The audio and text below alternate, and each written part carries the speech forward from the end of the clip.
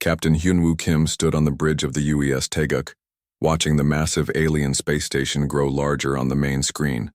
The station looked like a giant metal flower floating in space, with dozens of arms reaching out in all directions. Lights blinked along its surface like stars. "We're getting close to Research Station Omega 7, said So-Young Choi from her seat at the communications console. Her fingers moved quickly over the controls as she spoke with the alien traffic controllers. Hyunwoo nodded and straightened his blue uniform. This was supposed to be a simple mission. The Galactic Council had arranged for humans to meet with the Vorthak Consortium to discuss trade agreements. The Vorthak were a powerful alien race that controlled several star systems rich in rare metals that Earth needed. "Captain, I'm getting some strange readings," said Yoonji Park, the ship's science officer. She was studying her scanner with a confused look on her face. "There are biological signs coming from the station, but they're not what I expected." "What do you mean?" Hyunwoo asked, walking over to look at her screen.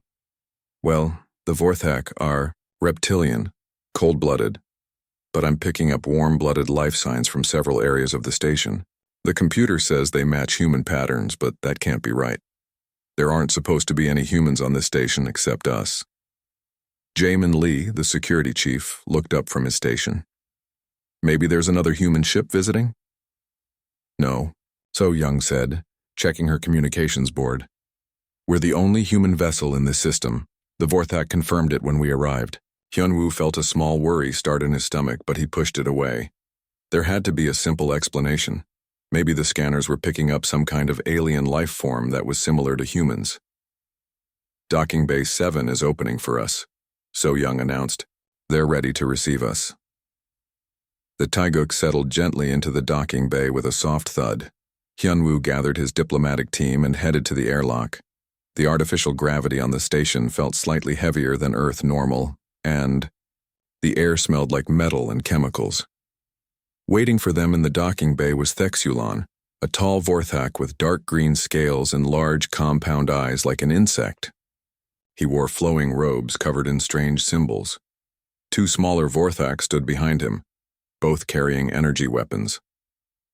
"Welcome to Research Station Omega 7, Thexulon said in heavily accented English. His voice sounded like gravel in a mixing machine. "We are honored to meet with representatives of the human species." "Thank you for having us," Hyunwoo replied, giving a small bow. "We're looking forward to learning more about possible trade between our peoples." Thexulon led them through several corridors lined with viewing windows that looked out into space. The walls were covered with what looked like alien writing, and strange music played from hidden speakers. Other Vorthak moved through the halls, all of them stopping to stare at the humans as they passed. "Our station is primarily used for biological research," Thexulon explained as they walked. "We study many different life forms from across the galaxy." "That sounds fascinating," Yoonji said. "What kind of research do you do?" "Oh, many things.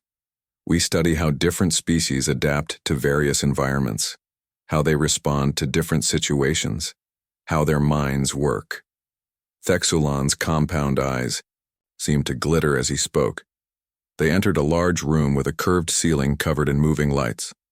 A long table sat in the center, surrounded by chairs of different sizes to fit various alien species.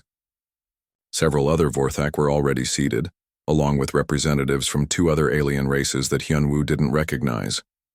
As they took their seats, Yoonji quietly activated her tricorder and began scanning the area around them. Her eyes widened as she looked at the readings. "Captain," she whispered, leaning close to Hyunwoo, "those human life signs I detected earlier, they're stronger now, and they're coming from directly below us." Hyunwoo felt his stomach drop. "How far below?" "Maybe 3 or 4 levels down."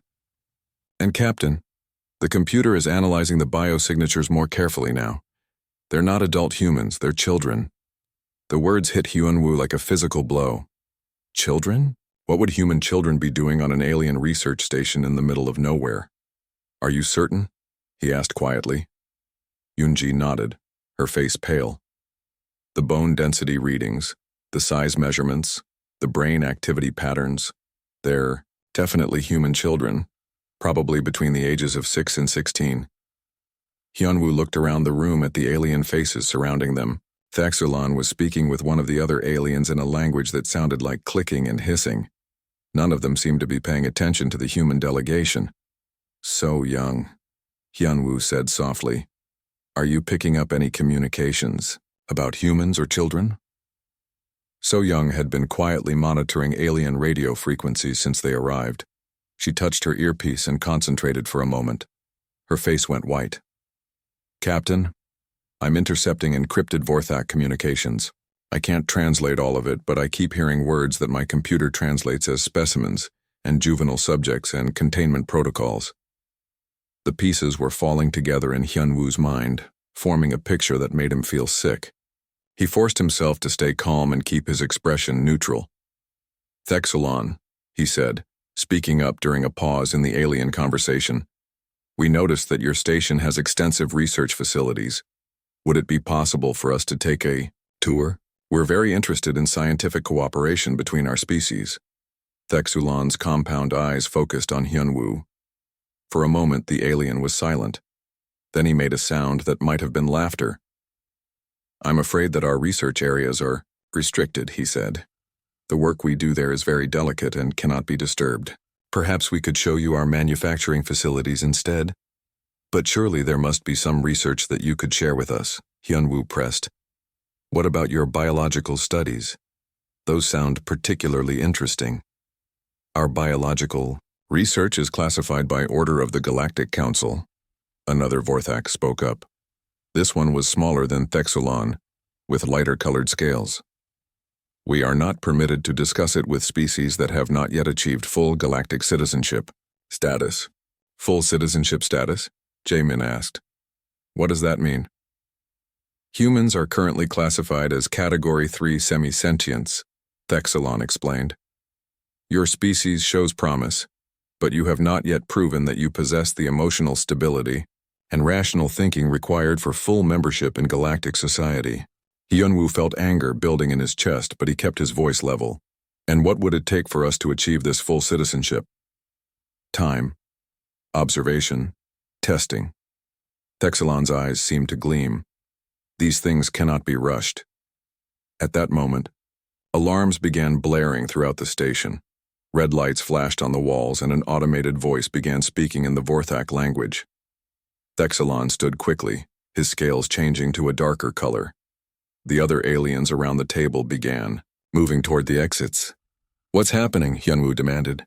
"A minor technical difficulty," Thexulon said, but his voice had changed. It was colder now, more dangerous. "Perhaps it would be best if you returned to your ship."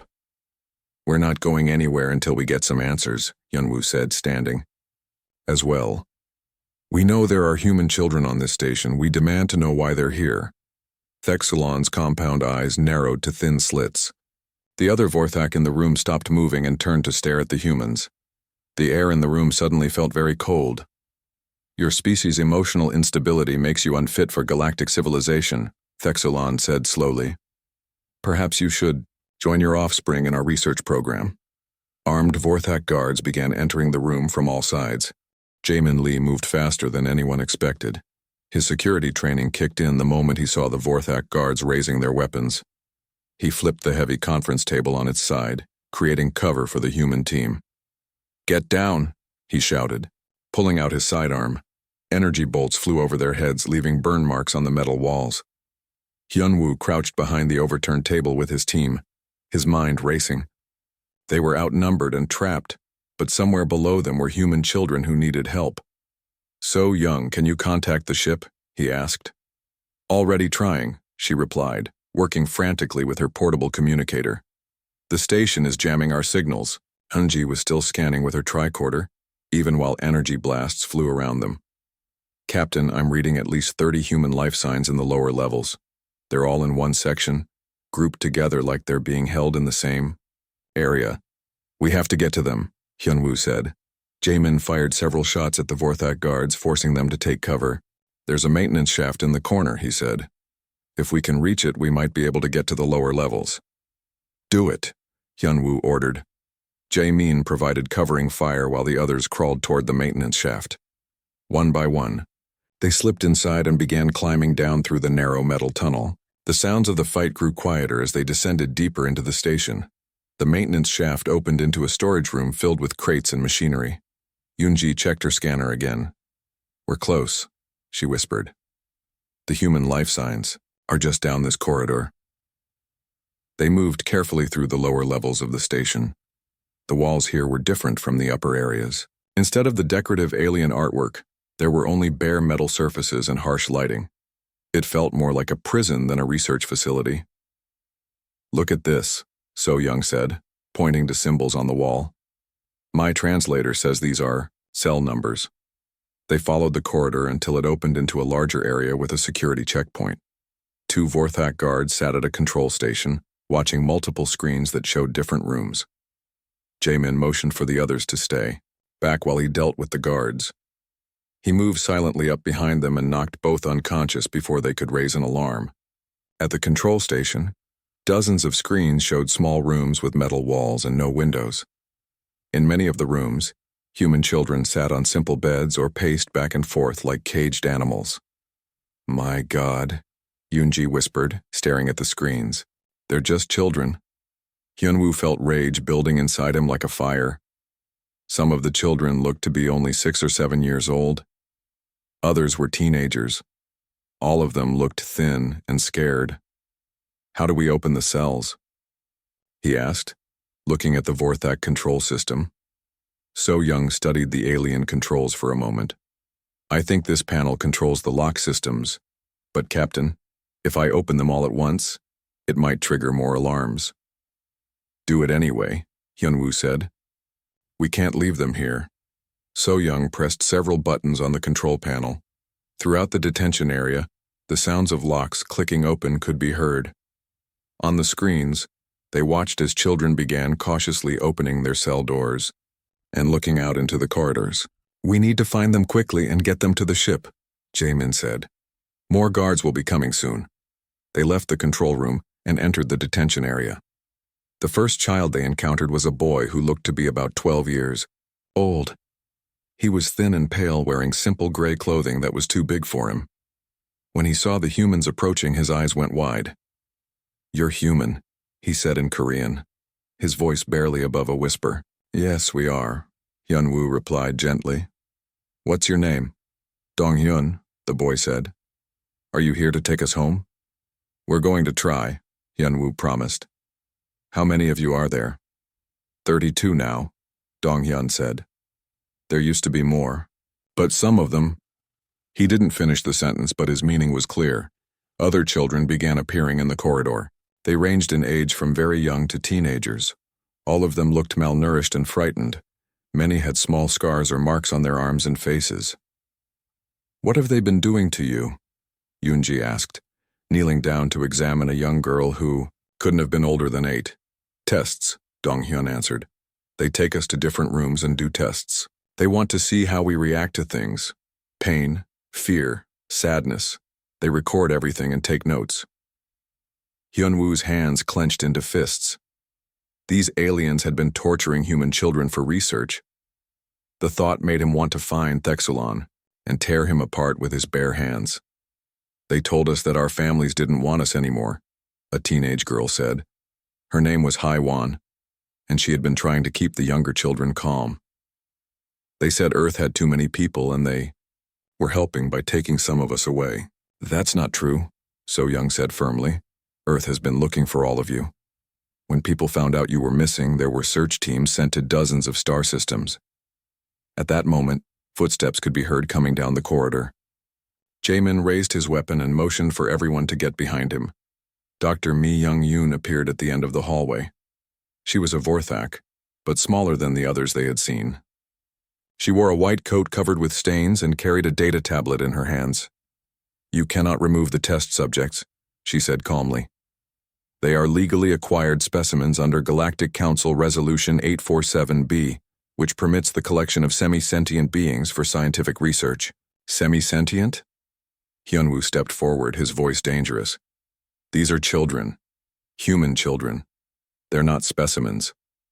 According to galactic law, humans are classified as Category 3 semi-sentients. Dr. Mi Young replied. Your species displays excessive emotional responses and primitive social structures. You do not qualify for full sentient protection under current regulations. Excessive emotional responses? Yunji said, her voice rising. You mean like caring about our children? Like protecting our families? Precisely, Dr. Mi Young said. True intelligence requires logical thinking and emotional control. Humans fail both criteria. That is why these specimens are so valuable for our research. We are studying how primitive emotional attachments affect decision-making and survival. Instincts. Dong Hyun tugged on Hyunwoo's sleeve. Captain, she's the one who does the worst tests.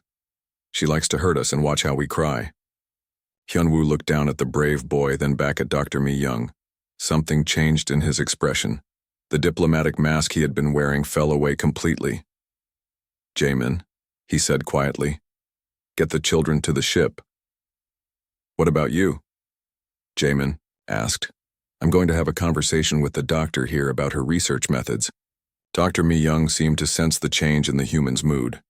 She backed away slightly and spoke into a communication device on her wrist. Security to detention level 7, she said. We have a containment breach. Alarms began blaring throughout. The station again. Emergency lights bathed the corridors in red light. Too late, Dr. Mi Young said with what might have been a smile.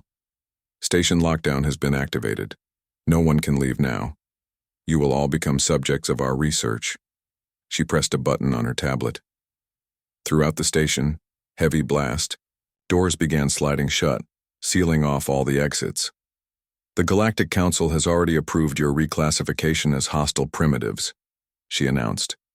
Your emotional outburst proves that humans are too dangerous to be allowed free movement.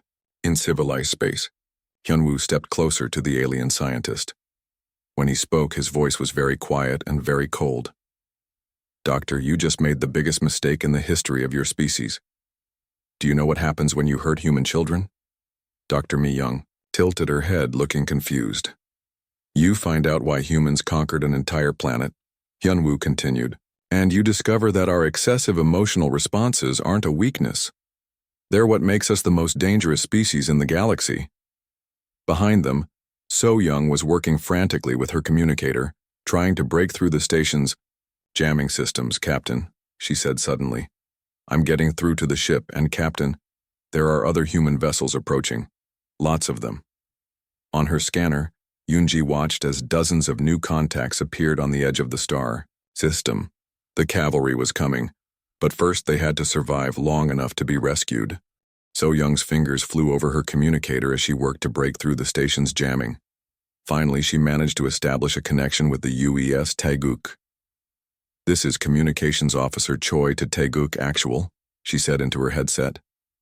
We have a code red situation. Human prisoners, including children, are being held and tortured on this station. Request immediate assistance.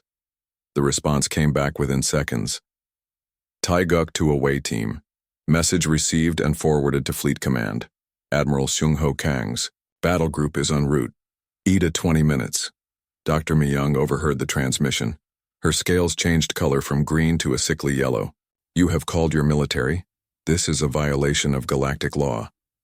Research Station Omega-7 is protected under the Scientific Neutrality Accords. The Scientific Neutrality Accords don't cover child torture, Hyunwoo said. His voice was still, calm, but there was something terrifying underneath it. In fact, I don't think there's any law in the galaxy that covers what you've done here. Jaemin was already moving the children toward what looked like a safer corridor. Dong-hyun stayed, close to him, helping to keep the younger children calm. What's going to happen to the bad aliens? Asked Min-soo, a boy who couldn't have been older than 7. The human soldiers are coming, Dong-hyun told him. They're going to make sure the aliens can't hurt anyone ever again. Meanwhile, in space, around the station, something unprecedented was happening. Human ships were arriving from every direction. Not just military vessels, but civilian ships too. Cargo haulers, passenger liners, mining vessels, and exploration ships. Every human within 50 light-years had received the emergency broadcast and was coming to help. Admiral Sung-Ho Kang stood on the bridge of the UES Aegis, watching his tactical display as more and more ships arrived. In his 30 years of military service, he had never seen anything like it. "Sir," his communications officer reported, "we're receiving messages from human vessels across 7 star systems. Everyone who received the broadcast is asking for permission to assist in the rescue operation." "And it's not just humans, Admiral," his science officer added. "We're getting communications from alien vessels, too. The Zenthari Ambassador Veltar is requesting permission to speak with you directly." Admiral Seung-ho nodded. "Put him through." The main screen showed the image of a tall, blue-skinned alien with large black eyes. The Zenthari were known throughout the galaxy for their calm, logical nature. They rarely showed strong emotions about anything. "Admiral Kang," Veltar said, and his voice was shaking with something that might have been rage. "We have received reports about what the Vorthak have done. In 10,000 years of galactic civilization, never has any species dared to harm the young of another sapient race." "You consider us sapient?" Admiral Seung-ho asked. "Any species that protects its children with such devotion is not only sapient but worthy of the highest respect," Veltar replied. "The Zenthari Confederation formally withdraws recognition of the Vorthak Consortium. We are also placing all of our medical ships at your disposal for treating the rescued children." Similar messages were coming in from other alien species. The aquatic kingdoms, the crystalline collective, even the normally isolationist void dwellers were expressing horror at what had been discovered. Back on the station, Dr. Mi-young was growing more desperate. She had sealed the detention level, but she could hear the sounds of the human rescue team moving through the corridors above them. "You don't understand," she said to Hyunwoo. "The research we're doing here is vital to galactic security. Humans are dangerous. Your emotional responses make you unpredictable. The Galactic Council needs to understand how your minds work so they can control you." "Control us?"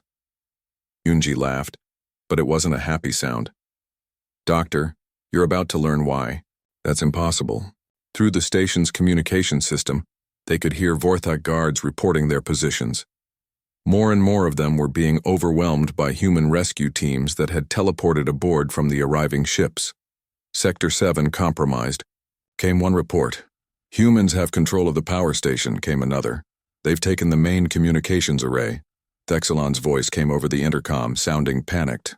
"All units fall back to the central command center. Activate the station's self-destruct system if necessary."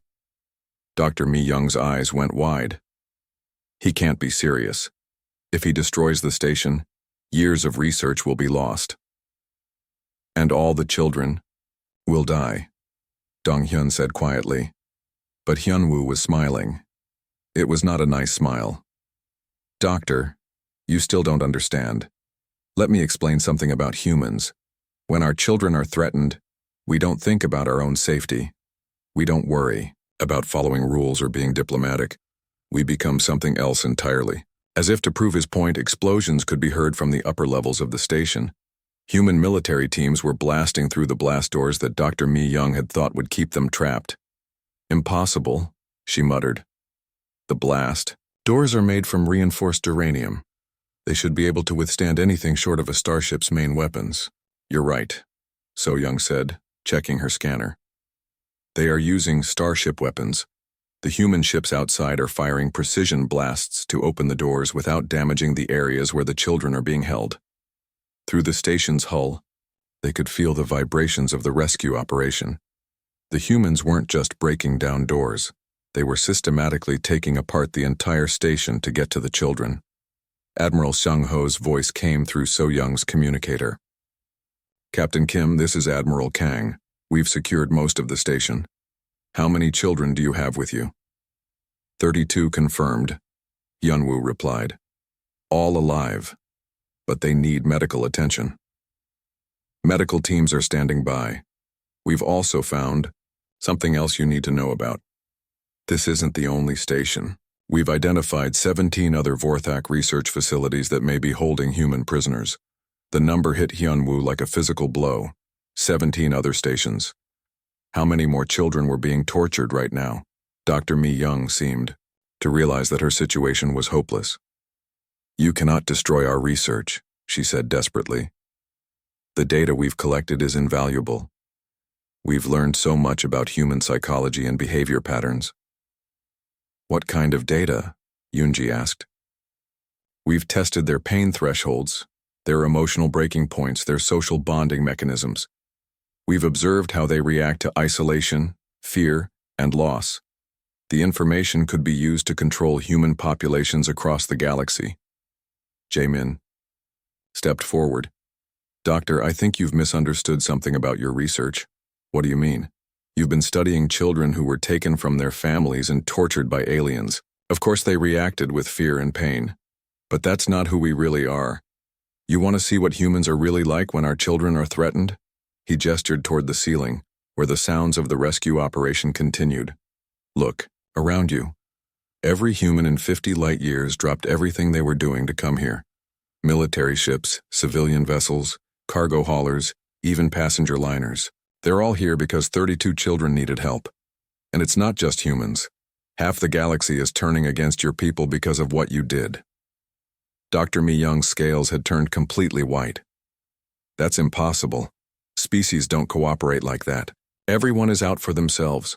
Most species, maybe, Hyunwoo said. But not humans. And apparently not our friends either. Doctor, you didn't just torture our children. You made the biggest mistake any species can make. You made the humans angry. At that moment, the corridor filled with the sound of heavy footsteps.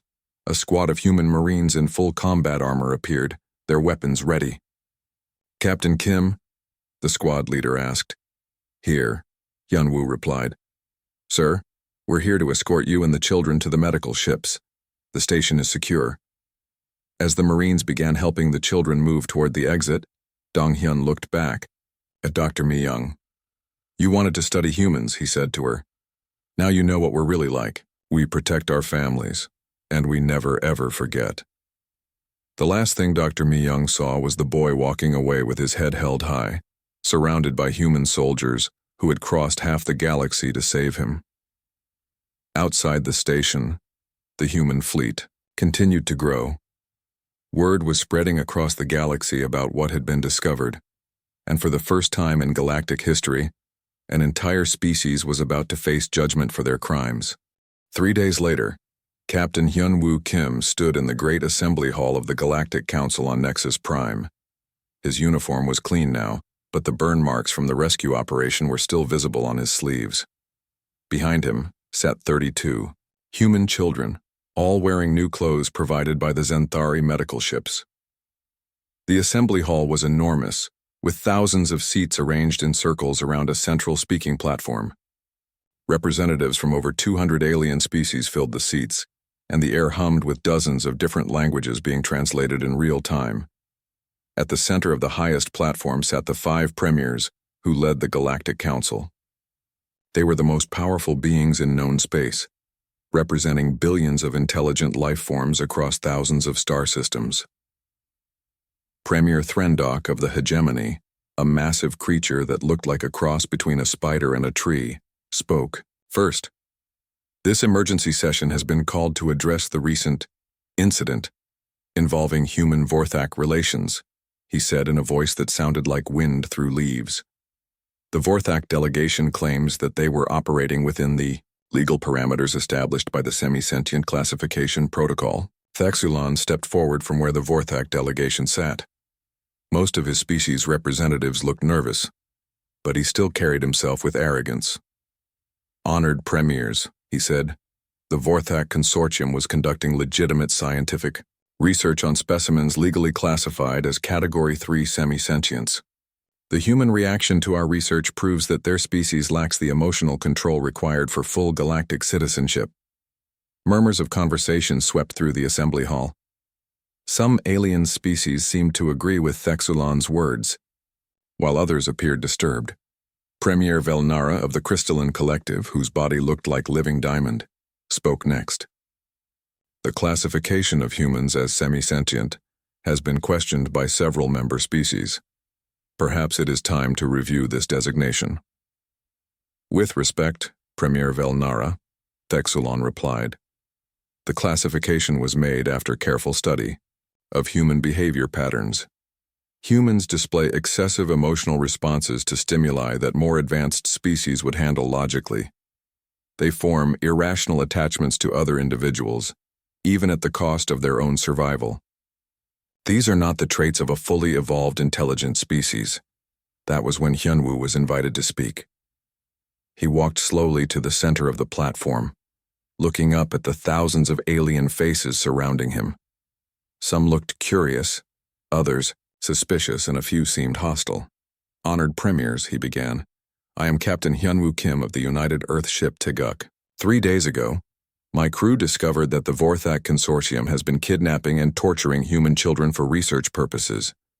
"Alleged torture," Thexulon interrupted. "We were conducting behavioral studies to understand how primitive species react to various stimuli." "Behavioral studies," Hyunwoo repeated. He turned to face the Vorthak delegation directly. "Is that what you call it when you take children away from their families and lock them in metal cells? When you hurt them just to see how they cry? When you tell them that their parents don't love them anymore?" "The specimens were properly acquired from failed colony worlds," Dr. Mi-young spoke up. She had been allowed to attend the hearing under guard. Their survival needs were met, and all research was conducted according to established scientific protocols. That was when Dong-hyun stood up. The 12-year-old boy walked to the center of the platform without permission, his footsteps echoing in the suddenly quiet assembly hall. Even the translation devices seemed to pause, waiting to hear what he would say. "My name is Dong-hyun," he said, and his young voice somehow carried to every corner of the massive hall. "I was one of the children they took. I want to tell you what really happened to us." Premier Threndok leaned forward. "Child, this is not the proper forum for—" "Let him speak," said a new voice. It came from Ambassador Veltar of the Zenthari Confederation, who had stood up in the observer section. "If we are to judge what was done, we must hear from those it was done to." The premiers looked at each other, communicating in some way that only they understood. Finally, Premier Velnara nodded. "The child may speak," she announced. Dong-hyun took a deep breath and began to tell his story. He spoke about the day the Vorthak ships came to his colony world, how they told the human settlers that the Galactic Council had ordered all children to be relocated for educational purposes, how his parents cried when they took him away. He described the metal cells, the strange tests, the pain machines that Dr. Mi-young used to study their reactions. He told them about the children who had died during the experiments, and how their bodies were simply disposed of like garbage. "They told us that we weren't really intelligent," Dong-hyun said. "They said we were just animals that could talk. They said our families had sold us because we weren't worth keeping." His voice never wavered. Even though he was just a child, he spoke with a dignity that impressed even the most cynical alien observers. "But they were wrong," he continued. "We never stopped hoping that someone would come for us. We never stopped believing that our families loved us. And when Captain Kim and his crew found us, we knew that humans never abandoned their children." The assembly hall was completely silent now. Even the translation devices seemed to be holding their breath. "You want to know if humans are intelligent?" Dong-hyun asked, looking up at the premiers. "Look at what happened when they found out what you did to us. Look at how many ships came to save us. Look at how many alien species are supporting us now, because they were horrified by what they learned." He turned to face the Vorthak delegation. "You studied us for months, trying to understand how our minds work. But you never figured out the most important thing about humans. We're stronger when we're together. We're brave when we're protecting each other. And we never ever give up on the people we love." The boy walked back to his seat, and the silence continued for several long moments. Finally, Dr. In-soo Choi, Earth's leading xenobiologist, was called to speak. He presented detailed evidence of human intelligence, creativity, and technological achievement that clearly qualified them for full sapient status. The classification of humans as semi-sentient was based on incomplete data and cultural bias, he explained.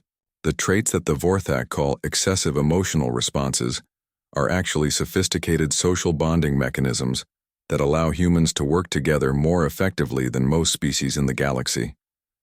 But it was what happened next that truly changed everything. Ambassador Veltar stood up again and made an announcement that shocked the entire assembly. The Zenthari Confederation formally withdraws from any treaty or agreement that includes the Vorthak Consortium, he declared. We cannot be part of an organization that tolerates the torture of children. Within minutes, other species began making similar announcements. The aquatic kingdoms withdrew their recognition of Vorthak sovereignty.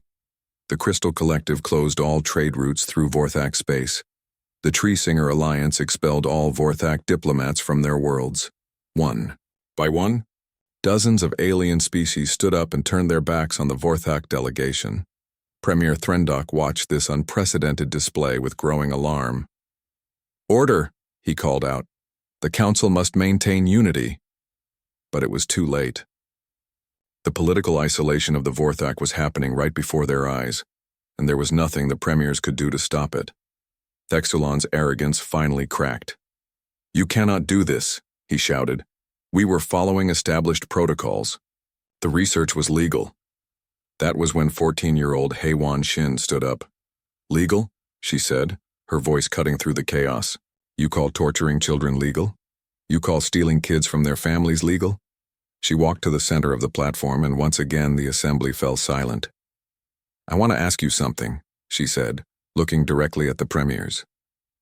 "All of you have children of your own species, don't you? What would you do if someone took your children and hurt them the way they hurt us?" The question hung in the air like a challenge.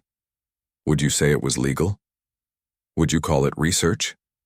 Or would you hunt down the people who did it and make sure they could never hurt anyone else's children again? When no one answered, she continued, "You call us primitive because we love our families. You say we're not intelligent because we protect our children. But what kind of civilization hurts children and calls it science? What does that make you?" The political earthquake that followed would reshape the galaxy forever. By the end of the day, the Vorthak Consortium had been formally expelled from the Galactic Council, and humans had been granted full citizenship status with an unprecedented unanimous vote.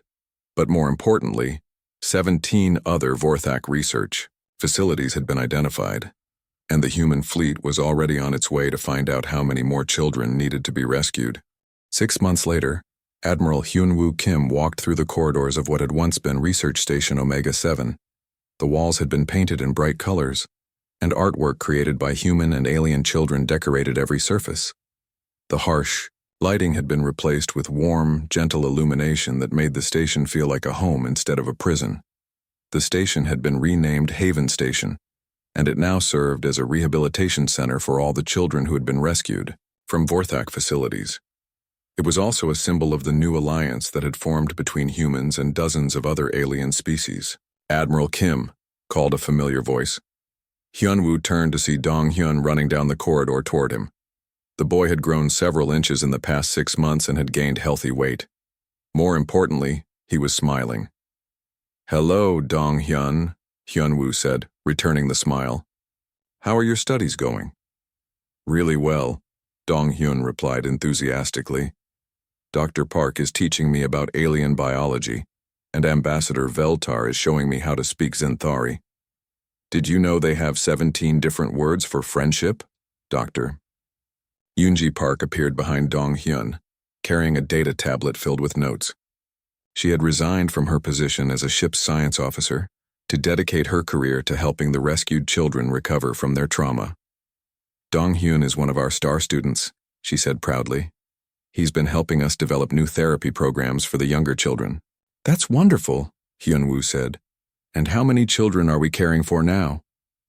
847, Yoonji replied. "The last Vorthak facility was cleared 3 weeks ago. The youngest child we found was only 4 years old." Hyunwoo's expression darkened for a moment. The rescue operations had been massive undertakings involving ships from dozens of species.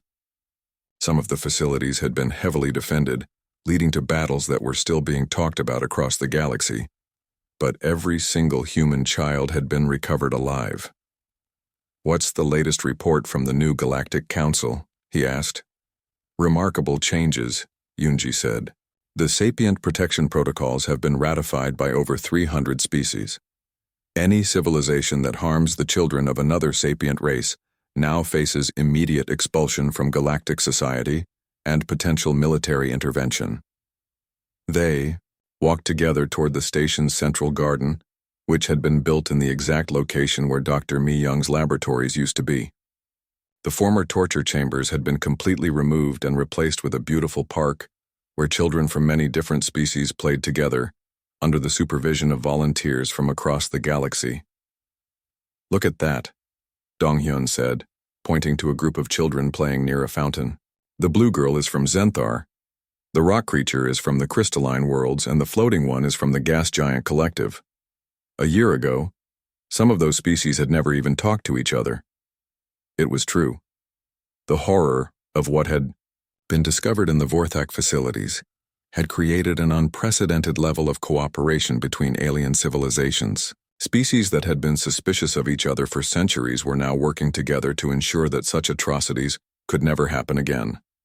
"Admiral Kim," a young voice called out. Hyunwoo turned to see Haewon Shin approaching. The teenager was wearing the uniform of a junior diplomatic cadet, and she carried herself with the confidence of someone who had already seen more of the galaxy than most adults. "Haewon," Hyunwoo said warmly. "How was your meeting with the Aquatic Kingdom representatives?" "Very productive," she replied. "They're setting up 3 new child protection centers in their territory, and they want to use our rehabilitation programs as a model. They also asked me to give a speech at their next planetary assembly about the importance of protecting young people." Haewon had become something of a celebrity across the galaxy. Her testimony at the Galactic Council had been broadcast to billions of intelligent beings, and her words about civilization and the protection of children had become a rallying cry for reform movements on hundreds of worlds. "I have some news," Hyunwoo said. "The new Galactic Council has formally requested that humans take a leadership role in the Galactic Protection Force. They want us to help establish rapid response teams that can intervene if any species threatens children again." "Will you accept?" Donghyun asked. "The Earth government is still deciding," Hyunwoo replied. "But personally, I think we have a responsibility to use our influence to protect others the way we were protected." They reached the memorial wall that had been built in the center of the garden. It displayed the names and images of all the children who had been rescued from Vorthak facilities, as well as those who had died before they could be saved. Fresh flowers were placed there every day by visitors from across the galaxy. "Do you ever wonder what happened to the Vorthak?" Haewon asked. "Their civilization collapsed completely," Yoonji replied. "When every other species in the galaxy turned against them, their economy failed and their government fell apart. Most of them have scattered to isolated worlds on the edge of known space. Dr. Mi Young and the other researchers were tried for crimes against sapient life," Hyunwoo added. "They're serving life sentences on a prison planet, doing rehabilitation work with orphaned alien children.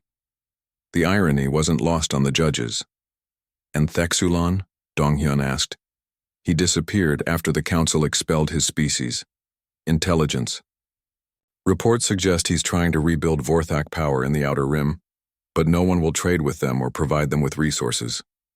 He's essentially been reduced to leading a handful of refugees." A group of younger children ran up to them, laughing and chattering in a mixture of human and alien languages. Among them was Min Soo, the 7-year-old boy who had been one of the youngest prisoners. He had completely recovered from his ordeal and was now known throughout the station for his ability to make friends with alien children who spoke completely different languages. "Admiral! Admiral!" Min-soo called out. "Come see what we built." He led them to a corner of the garden where a group of children had constructed an elaborate sandcastle, using techniques learned from 3 different alien species. The castle had human-style walls, Zenthari crystal decorations, and Aquatic Kingdom water channels. "It's beautiful," Hyunwoo said, kneeling down to examine their work more closely. "What are you going to call it?" "Castle Friendship," Min-soo replied proudly, "because it was built by friends from all over the galaxy." As they watched the children play, Ambassador Kyung-soo Nam approached the group. He was Earth's new representative to the Galactic Council and had been instrumental in negotiating the new protection agreements. "Admiral," he said, "I have an update from the Council. The final vote on the Universal Child Protection Act passed unanimously. Every species in the galaxy has agreed to the new standards. What does that mean exactly? HFY asked. It means that harming the children of any sapient species is now considered a crime against the entire galaxy, Kyung-soo explained. Any civilization that violates the act will face immediate intervention by the combined forces of all member species. And humans will be leading the enforcement teams? Dong-hyun asked. That's correct. Kyung-soo nodded. The Council believes that humans have demonstrated the proper attitude toward protecting young people. Several species have requested that human officers be stationed on their worlds to help train their own protection forces.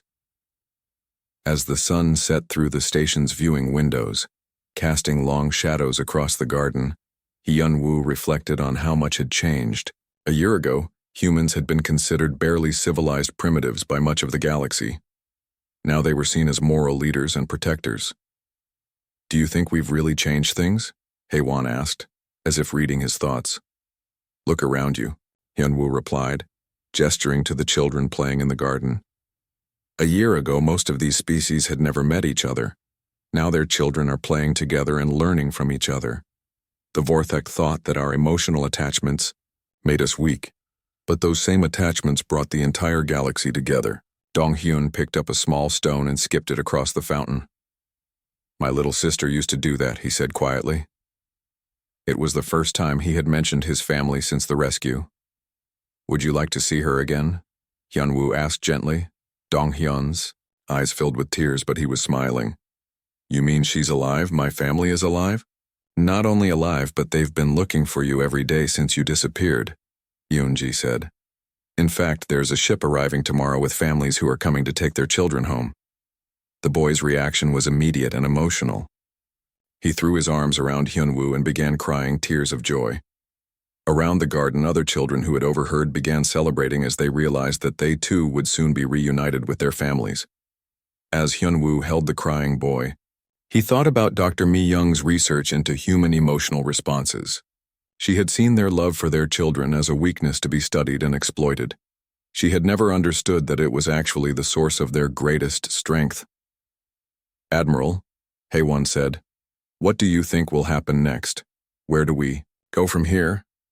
Hyun-woo looked around at the children from dozens of different species playing together in the garden that had been built on the ruins of a torture facility. Human children laughed,